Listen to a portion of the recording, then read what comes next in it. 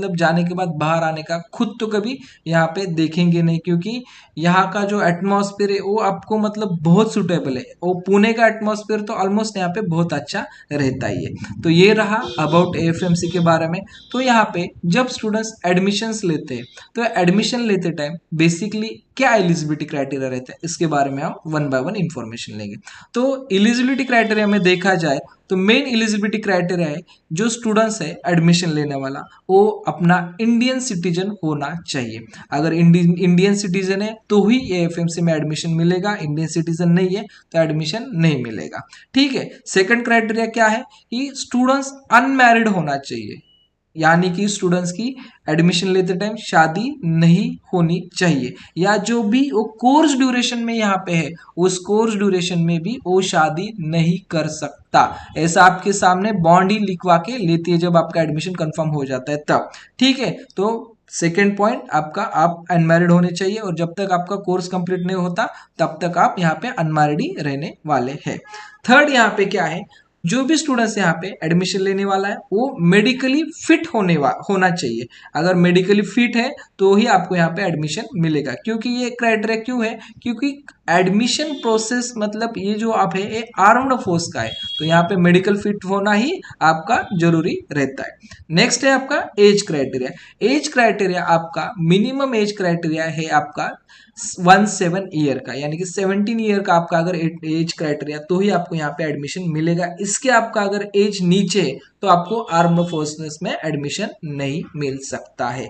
और मैक्सिमम यानी कि अपर लिमिट क्या है, यहाँ पे अपर लिमिट अगर देखा जाए तो 24 ईयर्स तक यहाँ पे आपकी अपर लिमिट रहने वाली है। बाद में कुछ यूनियन टेरिटरीज है, वहां पे Jammu Kashmir and Ladakh, in students को भी यहाँ पे एडमिशन लेने के लिए अवेलेबल हो सकता है, एडमिशन मिल सकता है इस इंस्टीट्यूट में। तो नेक्स्ट है अपना education qualification criteria.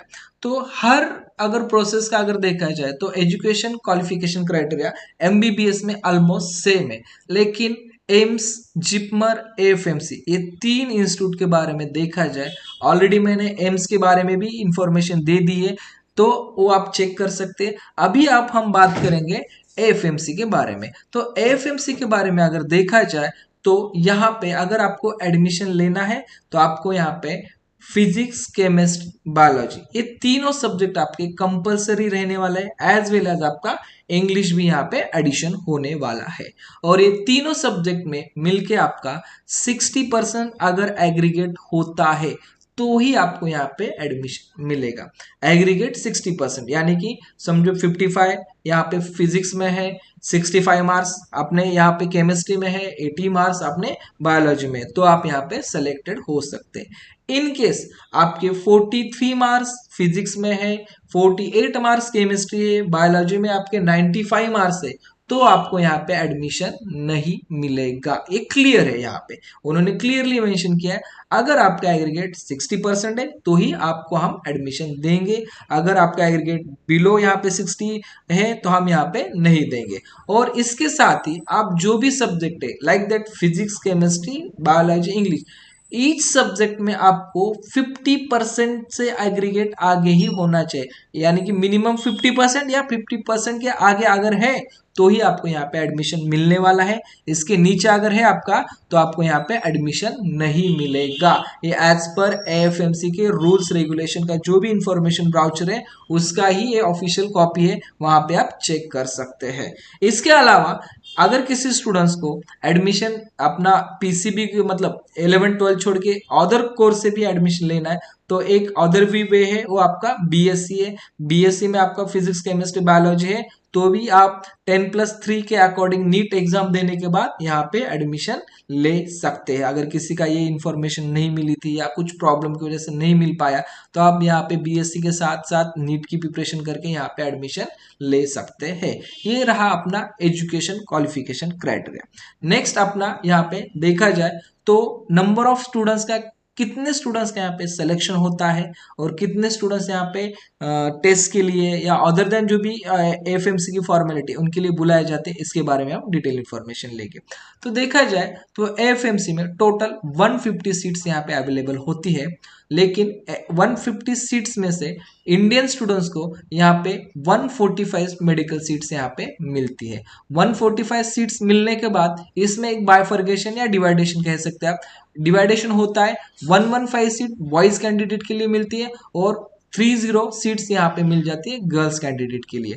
As compare to boys के कंपेयर टू गर्ल्स के लिए यहाँ पे थोड़ी सी मिनिमम सीट्स रहती है और बॉयज के लिए यहाँ पे मैक्सिमम सीट्स यहाँ पे अवेलेबल रहती है। ठीक है, तो यहाँ पे और 145 के सीट्स में यहाँ पे देखा जाए तो 10% रिजर्वेशन रहता है for SC and ST category के लिए। ये दो कैटेगरी के लिए ये इतना रिजर्वेशन रहता है 10% रिजर्वेशन यहाँ पे SC एंड ST कैटेगरी के लिए हम मतलब सीट्स के लिए यहाँ पे हो जाता है। ठीक है, नेक्स्ट पॉइंट है यहाँ पे जो भी अभी यहाँ पे AFMC के लिए एडमिशन लेने वाला है, AFMC एडमिशन लेते समय आपको नीट यहाँ पे कंपलसरी आपको लगने वाला है और इसके साथ जो भी आपका AFMC एडमिशन प्रोसेस रहेगा उस एडमिशन प्रोसेस के लिए अगर आपको अप्लाई करना है तो जो यहाँ पे मैंने वेबसाइट मेंशन की है mcc.nic.in, इसी वेबसाइट से आपको AFMC के लिए एडमिशन मिल सकता है।